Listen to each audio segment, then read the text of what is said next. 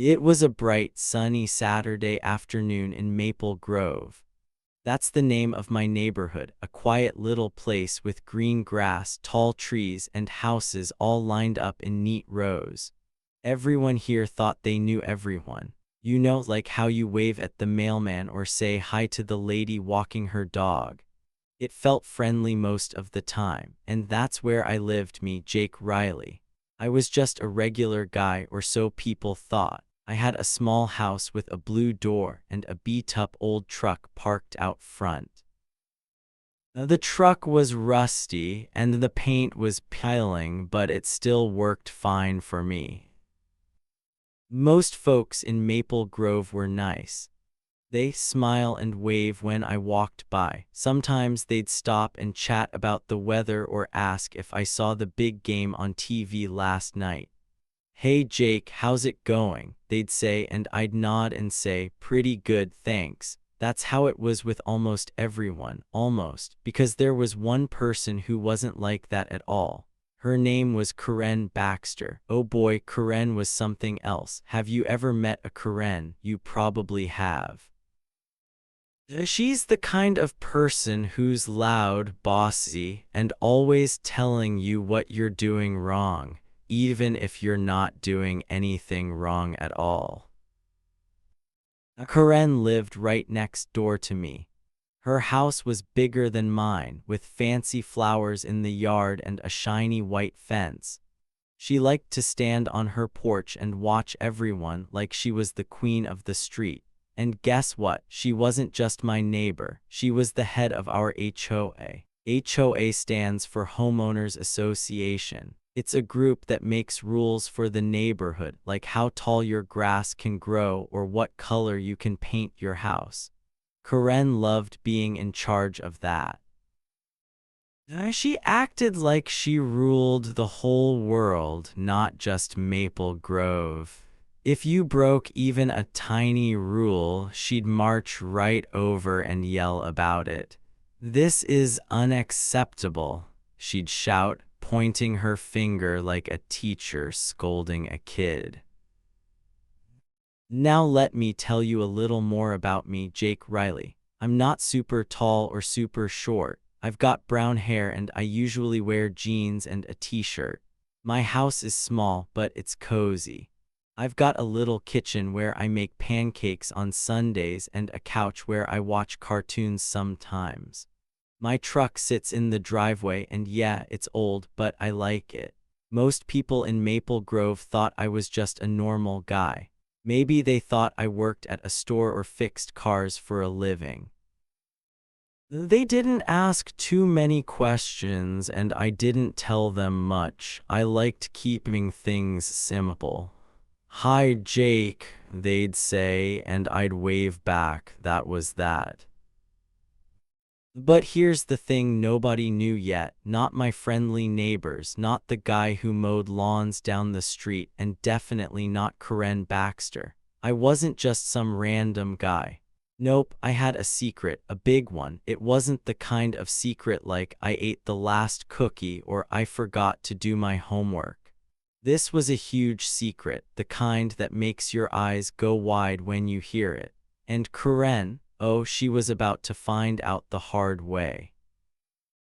She thought she knew everything about me, but she didn't have a clue. Not yet. Let's talk about that sunny Saturday afternoon some more. The birds were chirping and the sky was blue with a few fluffy clouds floating by. I was outside in my yard just minding my own business. I had a bucket of soapy water and a sponge because I was washing my truck. The rust made it look a little dirty, so I wanted to clean it up. I was scrubbing away, humming a little song when I heard her voice. Yep, you guessed it, Karen. She came stomping across her lawn, her arms crossed tight, and her face all scrunched up like she'd just smelled something bad. "Jake Riley," she shouted. Her voice was loud enough to scare the birds out of the trees. I looked up from my truck and saw her standing there, glaring at me. She had on a bright pink shirt and big sunglasses perched on her head. "What do you think you're doing?" she snapped. I wiped my hands on a rag and smiled. "Just washing my truck, Karen," I said, nice and calm. But that wasn't good enough for her. She pointed at my driveway and shook her head. "That path of yours is a problem," she said. "It's on my side of the line, and I won't stand for it." "Okay, let me explain this path thing." My driveway had a little curve at the end. It was just a tiny strip of concrete, barely big enough to notice.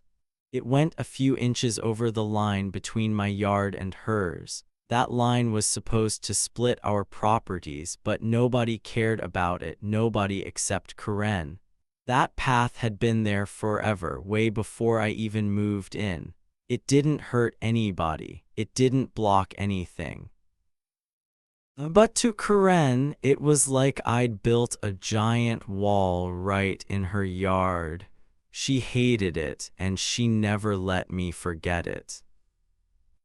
"This is against the rules," she yelled, waving her arms. "The HOA says you can't do that. I'm going to report you." I just kept smiling. "Go ahead, Karen," I said. "Report me if you want." That made her even madder. Her face turned red and she huffed like a dragon about to breathe fire. "You'll see, Jake," she said. "You'll be sorry." Then she turned around and marched back to her house, her shoes clacking on the sidewalk. I watched her go, still scrubbing my truck. Most people would have been annoyed, right? Maybe they'd yell back or get upset, but not me. I wasn't worried at all. Why? Because of my secret. See, Karen thought she had all the power. She thought she could boss me around and make me fix that path just because she said so. But she didn't know the truth. She didn't know who I really was. And that's what made this so fun. Every time she complained, I'd think to myself, "Oh, Karen, you have no idea what's coming." Let's back up a little. How did all this start with Karen? Well, I moved into Maple Grove about 6 months ago. The house was cheap and I liked how quiet the street was. The first day I pulled up in my truck, people came out to say hi.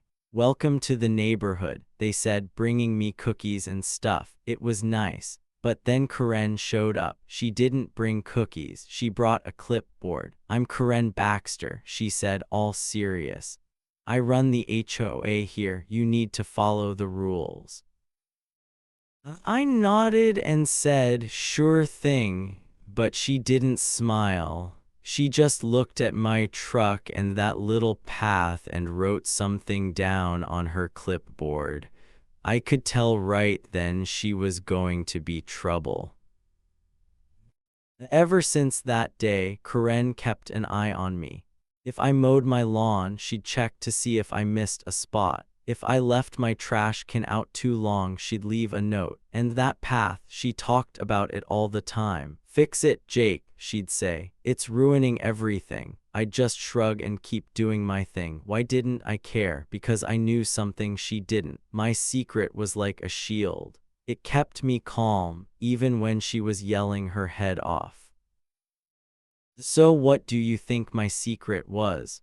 Was I a superhero, a spy? Maybe I had a magic trick up my sleeve. I'll give you a tiny hint. It had something to do with Karen and her big bossy attitude. But I won't tell you yet. You've got to stick around, because this story gets juicy. That sunny Saturday afternoon was just the beginning. Karen thought she was about to win, but she was so wrong.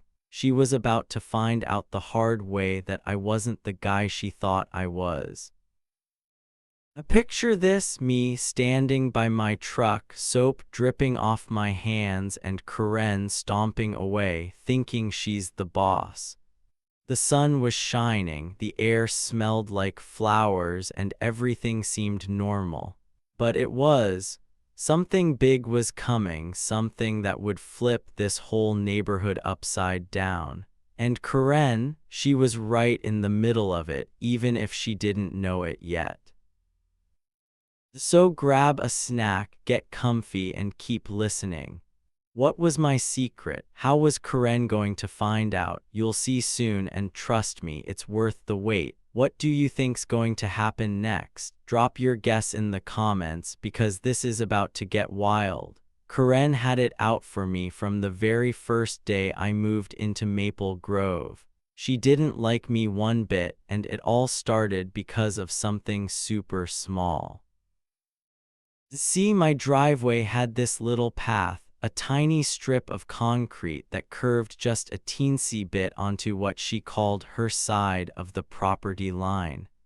That line was supposed to split my yard from hers like an invisible wall. The path wasn't big, it was just a little curve, maybe a few inches over. It had been there for years, way before I even got here. Nobody cared about it. Nobody except Karen.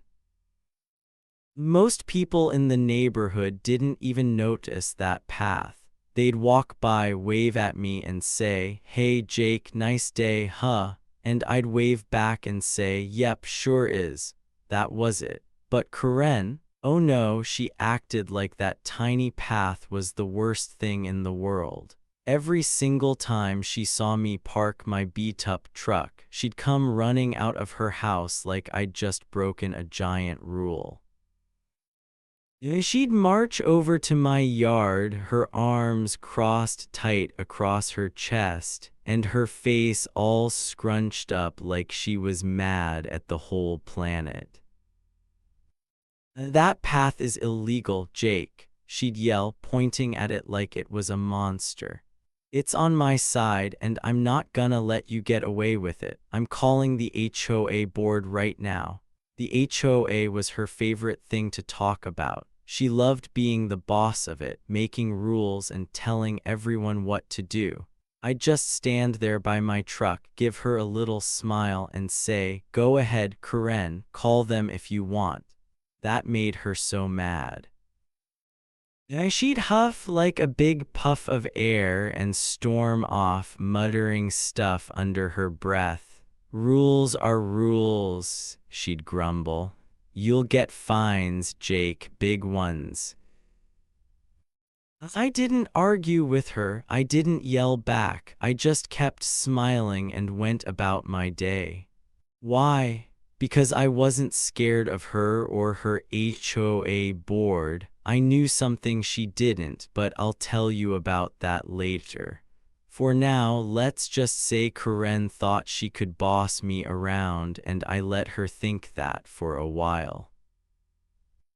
This went on for weeks. Every time I pulled my truck into the driveway, I'd see her peek out her window. Her curtains would twitch, and then bam, out she'd come, ready to complain again. "That path, Jake," she'd shout. "It's breaking the rules, fix it or else." I'd nod and say, "Sure, Karen," but I didn't fix it. I didn't need to. That little path wasn't hurting anybody, and deep down I think she knew it. She just wanted to be in charge, to feel big and important, and me. I was the perfect person for her to pick on, at least that's what she thought. Then one day, Karen took things way too far. It was a warm afternoon and I was outside washing my truck. I had a bucket of soapy water, a big sponge, and a hose spraying water everywhere. The sun was shining and I was having a good time.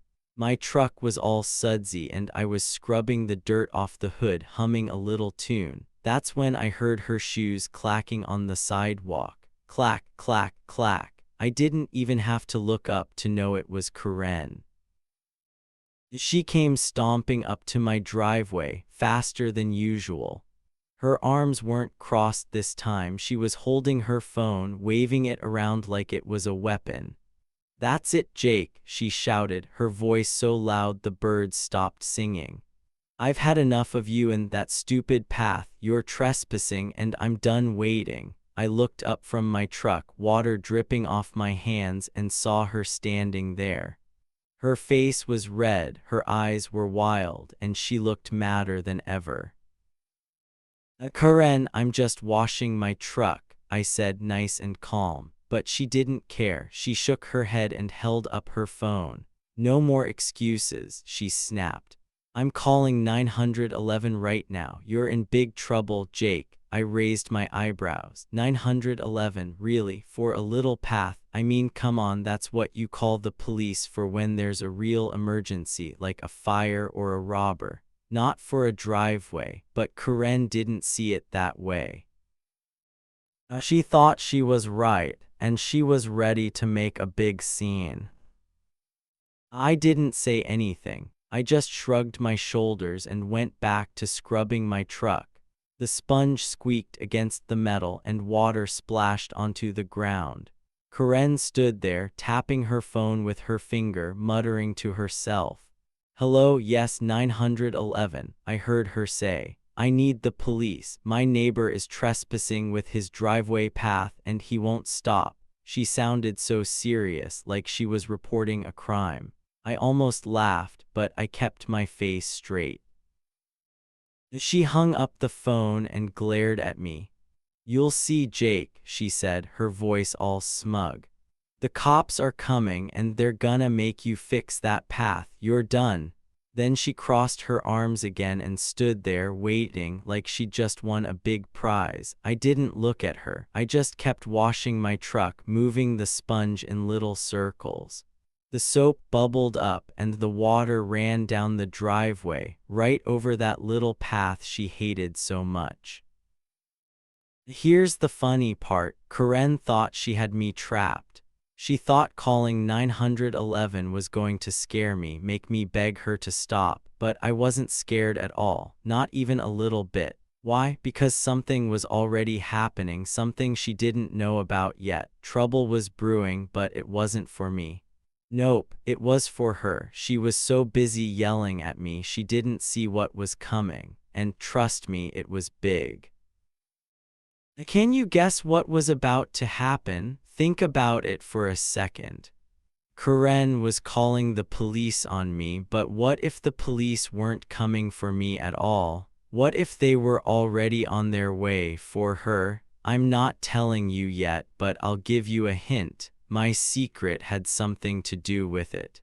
Something that was going to turn Karen's whole world upside down. So there I was, washing my truck with Karen standing a few feet away, smirking like she'd beaten me. The sun was still shining, the water was still splashing, and everything seemed normal. But it was. The air felt thick, like something exciting was about to pop. Karen didn't feel it, but I did. I knew the truth and she didn't, and that made all her yelling kind of funny to me.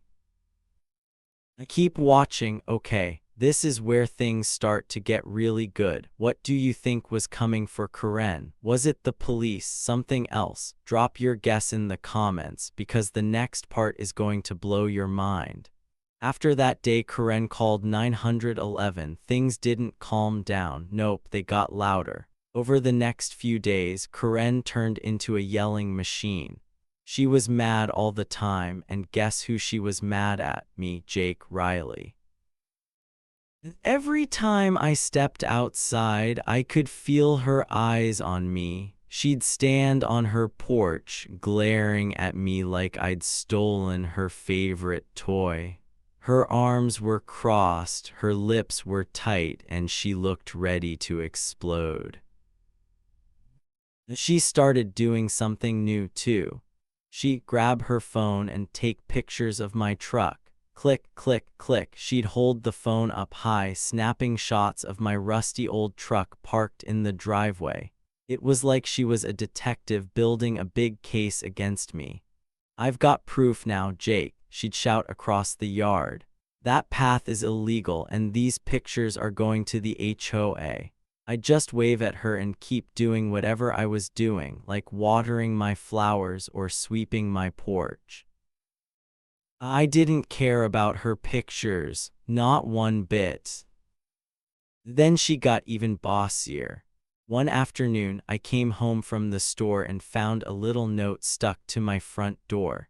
It was written in big angry letters, "Move your path or else." The "or else" part was underlined 3 times, like she really meant it. I pulled the note off, read it, and laughed out loud. Move my path, or else what? Was she going to call 911 again? I crumpled the paper into a ball and tossed it in the trash can.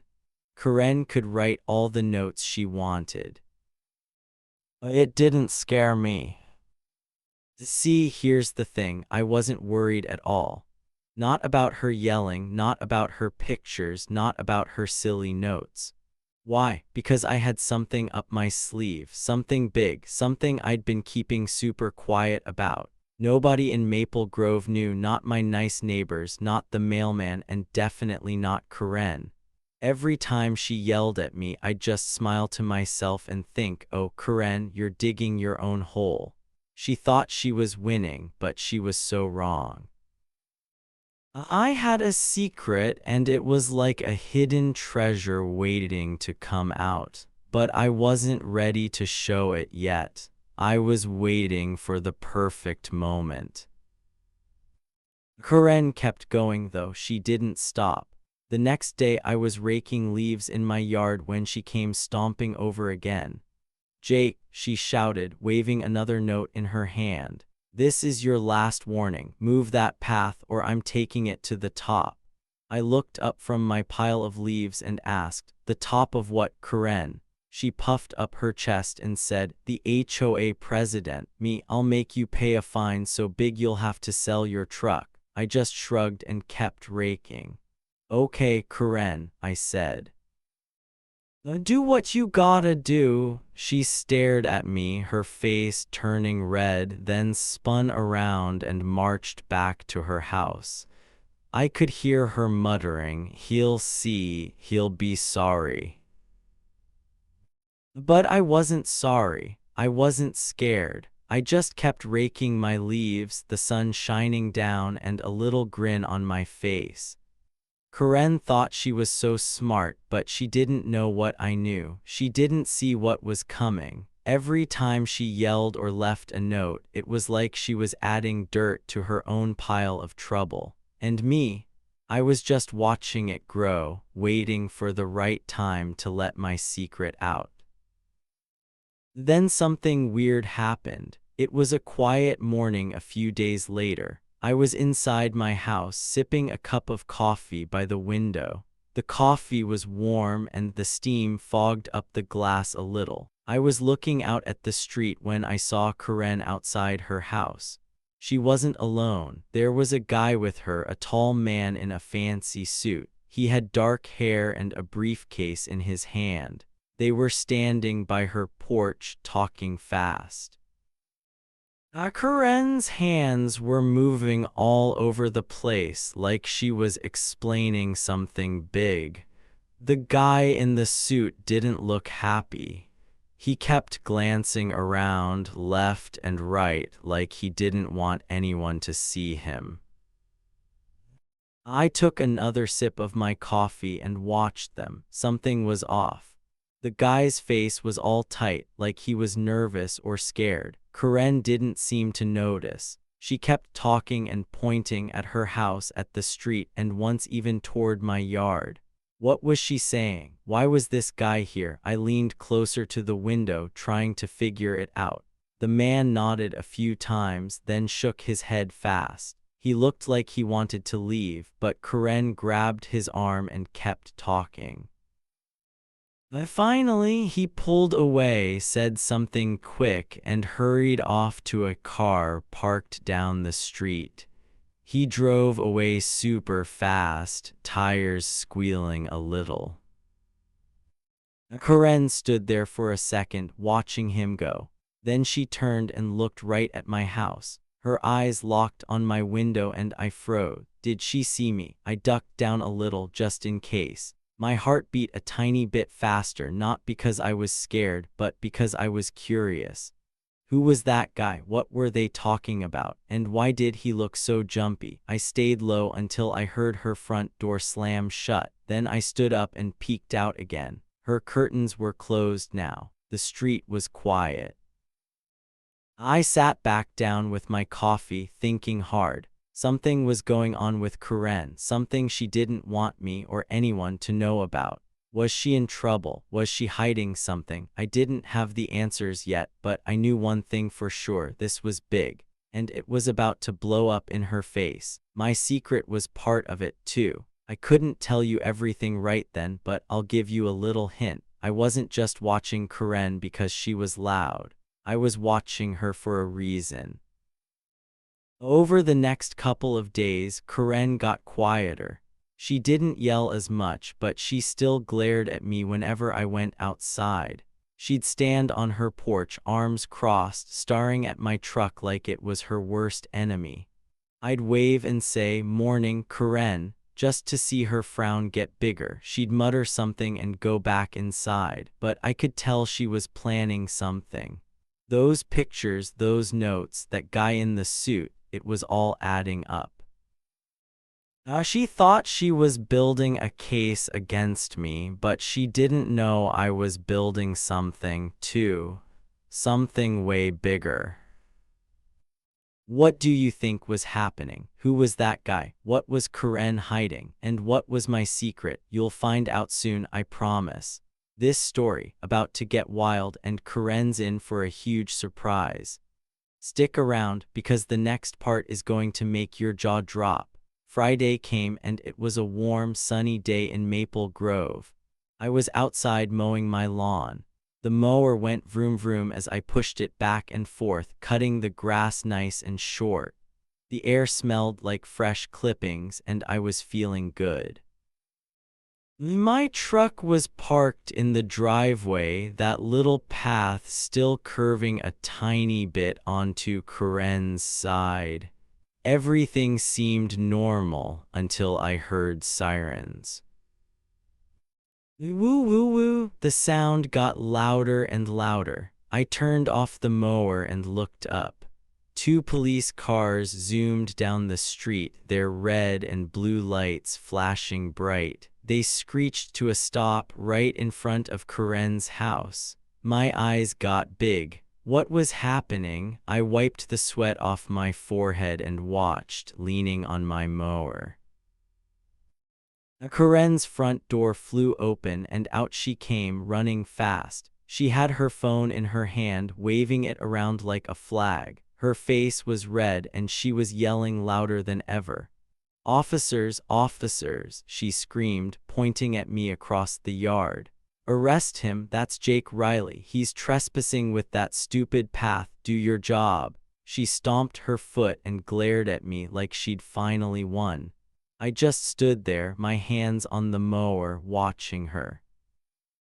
But here's the funny thing. The cops didn't even look at me, not once. They didn't walk toward my yard or my truck or that little path she hated so much.